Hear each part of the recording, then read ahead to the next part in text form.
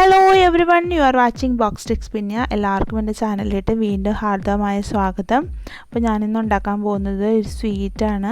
Okay, മത്തങ്ങ അപ്പം എന്ന് പറയും. അപ്പോൾ അതെങ്ങനെയാണ് ഉണ്ടാക്കുന്നതെന്ന് നമുക്ക് നോക്കാം. അപ്പോൾ ഞാൻ എടുത്തിരിക്കുന്നത് ഈ മത്തങ്ങയുടെ ഒരു പകുതി എന്ന് പറഞ്ഞാൽ ഒരു 2 കിലോ അടുത്ത് വരും കേട്ടോ.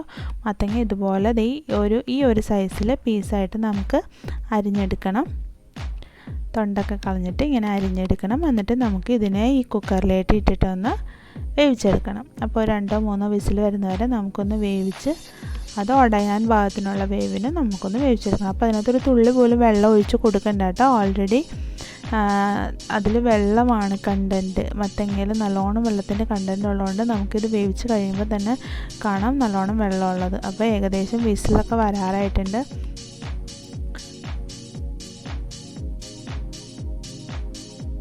വിസിൽ വന്ന് തുടങ്ങിയിട്ടുണ്ട്.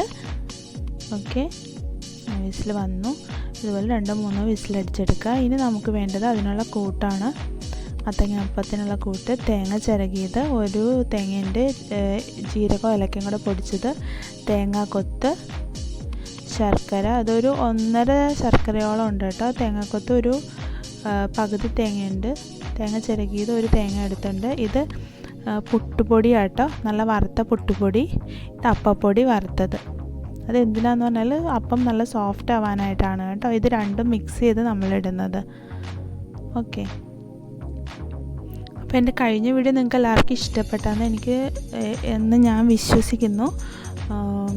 കാരണം എപ്പോഴും ഇങ്ങനെ റെസിപ്പീസ് ചെയ്യുമ്പോൾ ഒരു ബോറടി അല്ലേ, അതുകൊണ്ടാണ് കേട്ടോ ഞാൻ അങ്ങനെ ഒരു വീഡിയോ ചെയ്ത ഇൻഫോർമേറ്റീവായിട്ട്. ഓക്കെ,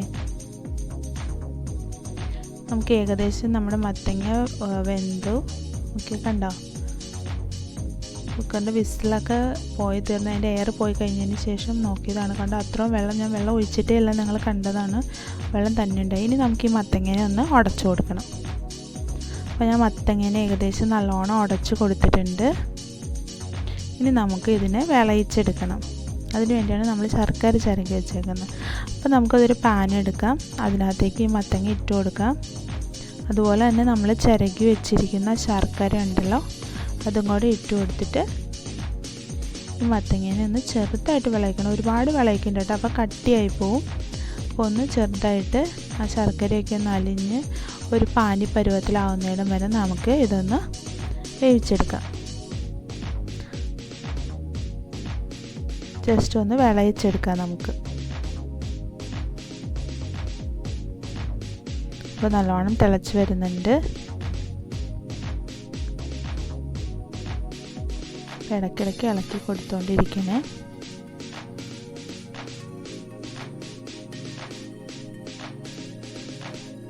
ഇത് ഈ ഒരു പാകമായിട്ടുണ്ട്. ഇനി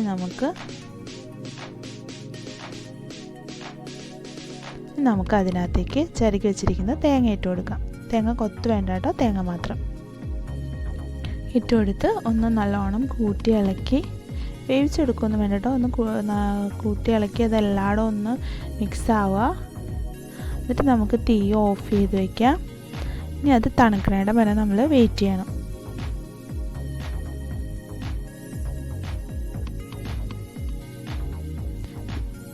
ഇപ്പോൾ ഏകദേശം തണുത്തിട്ടുണ്ട്. അത് ഞാനൊരു ചെരുവത്തിലേക്ക് ഇട്ടു. ഇനി നമ്മൾ കൊത്തി വെച്ചിരിക്കുന്ന തേങ്ങാക്കൊത്ത്, ഏലക്കയും ജീരകത്തിൻ്റെ പൊടിയെ ഇത്ര ഇട്ടു. ഇനി നമുക്കതൊന്ന് ഇളക്കി കൊടുക്കാം. നല്ലോണം ഒന്ന് മിക്സാക്കി കൊടുക്കാം. അപ്പോൾ ഇങ്ങനെ നോക്കുമ്പോൾ നമ്മളൊന്ന് ടേസ്റ്റ് ചെയ്ത് നോക്കുകയാണെങ്കിൽ നമുക്കതിൻ്റെ മധുരം കുറവാന്ന് തോന്നുന്നത് കുറച്ചുകൂടെ മധുരം ഇട്ട് കൊടുക്കാം കേട്ടോ. ശർക്കര ചിരകി ഇട്ട് കൊടുക്കാം.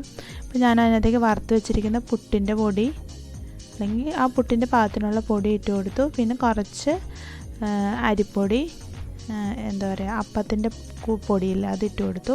ഞാനൊരു നുള്ളു ഉപ്പിട്ടിട്ടുണ്ട്. അപ്പോൾ സ്വീറ്റ്സ് എന്ന് പറഞ്ഞാൽ കേരളത്തിലെ നല്ല മിക്ക സ്വീറ്റ്സിനും നമ്മൾ കുറച്ച് ഉപ്പിട്ട് കൊടുക്കുന്നത് എന്താണെന്ന് പറയാം, നമ്മുടെ ആ മധുരം കുറച്ചും കൂടെ ഇരട്ടിച്ച് അത് നമുക്ക് തോന്നിക്കും. ഓക്കെ, അത് ഈവൻ നമ്മൾ പായസം ഉണ്ടാക്കിയാലും നമ്മൾ അവസാനം ഒരു നുള്ളു ഉപ്പിട്ട് കൊടുക്കും. അത് ഇവിടെ മമ്മി പറഞ്ഞൊക്കെ എനിക്കറിയാം. ഓക്കെ, അതിൻ്റെ ഒരു എന്താണെന്ന് ശരിക്കുള്ള കാര്യം എന്താണെന്ന് എനിക്കറിയില്ല. പക്ഷേ അവരെല്ലാം പറഞ്ഞത് ഇങ്ങനെ ഇടുമ്പോൾ മധുരം നമുക്ക് കൂടുതൽ തോന്നിക്കും. അത് മധുരം കൂടാൻ നല്ലതാണ്. നമ്മളിപ്പോൾ നാരങ്ങ വെള്ളം ഉണ്ടാക്കുമ്പോൾ അതുപോലെ തന്നെ ഉപ്പിൻ്റെ കൂടെ കുറച്ച് പഞ്ചസാരയും കൂടെ ഇട്ട് കൊടുക്കുകയാണെങ്കിൽ മധുരം നല്ല കൂടുതൽ തോന്നിക്കും എന്ന് പറഞ്ഞിട്ടുണ്ട്. എന്ന് പറഞ്ഞാൽ നമ്മൾ സർബത്തൊക്കെ ഉണ്ടാക്കുമ്പോൾ അതിനകത്ത് ഇച്ചിരി ഉപ്പിട്ട് കൊടുക്കുകയാണ്. അപ്പോൾ ഞാൻ ഇതുപോലെ ഒരു പ്ലേറ്റ് എടുത്തിട്ട് അതിനകത്തേക്ക് നെയ്യ് തടവി കൊടുത്തിട്ടുണ്ട്. ഇനി നമ്മുടെ ആ കൂട്ടുണ്ടല്ലോ ഇതിനകത്തേട്ട് വെച്ച് കൊടുക്കുക. അപ്പോൾ ഈ മത്തങ്ങ അപ്പം എന്ന് പറയുന്നത് നമ്മുടെ വട്ടയപ്പം ഇല്ലേ, നമ്മൾ അരി മാവും കൊണ്ട് ഉണ്ടാക്കുന്ന വട്ടയപ്പം പോലെ തന്നെയാണ് കേട്ടോ ഈ മത്തങ്ങ അപ്പം. ഒരുപാട് എന്താ പറയുക, നല്ല ടേസ്റ്റാണ്, സൂപ്പർ ടേസ്റ്റാണ്. നമ്മുടെ ചക്കയുടെയൊക്കെ പോലെ തന്നെ ഇതുപോലെ നമ്മളൊരു ഇലയ്ക്കകത്തൊക്കെ വെച്ചിട്ട് ഉണ്ടാക്കുവാണെങ്കിൽ അത് നമ്മുടെ എന്താ പറയുക ചക്കയുടെയൊക്കെ പോലെ തന്നെ മത്തങ്ങ അടയായിട്ട് നമുക്ക് ഉണ്ടാക്കാം. ഇതിപ്പോൾ മത്തങ്ങ അപ്പമാണ്. അപ്പോൾ ഞാൻ അപ്പച്ചെമ്പ് വെച്ചിട്ടുണ്ട്, അതിൽ വെള്ളമൊക്കെ തിളച്ചു. ഞാൻ അതിനകത്തേക്ക് ഈ പാത്രം വെച്ച് കൊടുത്തു, നമ്മൾ കൂട്ടി വെച്ചേക്കുന്ന പാത്രം വെച്ച് കൊടുത്തു. ഇനി നല്ലോണം ഒന്ന് അത് ആവി കൊണ്ട് വെന്ത് തന്നെ. അപ്പോൾ അത് ഏകദേശം നല്ലോണം വെന്തിട്ടുണ്ട്. കണ്ട സൈഡിൽ നിന്നൊക്കെ അതിങ്ങനെ വിട്ടിരിക്കുന്നത് കണ്ടോ. നമ്മൾ കേക്കൊക്കെ ഉണ്ടാക്കി കഴിയുമ്പോൾ ഇങ്ങനെ സൈഡൊക്കെ ഇങ്ങനെ ഇതായി വരില്ല, വെന്തേന്നുള്ളതിനുള്ള തെളിവാണത്. അതിനൊന്നും അല്ലെങ്കിൽ നമുക്കൊരു ടൂത്ത് പിക്ക് കൊണ്ടൊന്ന് കുത്തി നോക്കാം വേവായിട്ടുണ്ടോ എന്ന്. ഇപ്പോൾ നല്ലോണം അത് വെന്തിട്ടുണ്ട്. നമുക്കതിനെ മുറിക്കാം.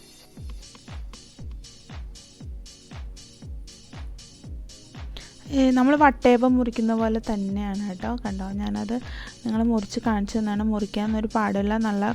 അതിനാണ് നമ്മൾ വറുത്ത പുട്ടിൻ്റെ പൊടി അപ്പപ്പൊടിയും കൂടി ഇടുന്നത്. നല്ല സോഫ്റ്റും ആയിരിക്കും, നല്ല എന്താ പറയുക, ആ ഒരു തിക്നെസ് ഉണ്ടാവില്ല, എന്നാൽ ആ ഒരു പഫിനെസ് ഇല്ലേ അതും ഉണ്ടാവും. അതുകൊണ്ടാണ് കേട്ടോ. അപ്പോൾ ഇത് കണ്ടോ, നമ്മുടെ മത്തങ്ങ അപ്പം റെഡി ആയിട്ടുണ്ട്. നല്ല അടിപൊളി സ്വീറ്റാണ്. മത്തങ്ങയുടെ ഗുണങ്ങൾ അറിയാത്തവർക്ക് വേണ്ടി ഞാൻ പറയുന്നത്, ഷുഗർ പേഷ്യൻസിന് ഒരുപാട് നല്ലതാണ് കേട്ടോ മത്തങ്ങ. പച്ചയ്ക്ക് തിന്നണം, എങ്കിലാണ് അതിൻ്റെ ഗുണം കിട്ടത്തുള്ളൂ. അതുപോലെ തന്നെ നമുക്ക് മത്തങ്ങ വിളയിക്കാനായിട്ട് പറ്റും.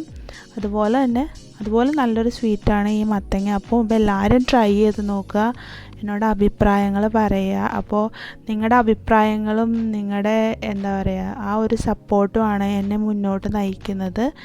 ഓക്കെ, അപ്പോൾ എല്ലാവരും എൻ്റെ വീഡിയോസ് കാണുക, നിങ്ങളുടെ ഫ്രണ്ട്സിനൊക്കെ ഷെയർ ചെയ്ത് കൊടുക്കുക, എന്നെ സപ്പോർട്ട് ചെയ്യുക. Thanks for watching. Thank you.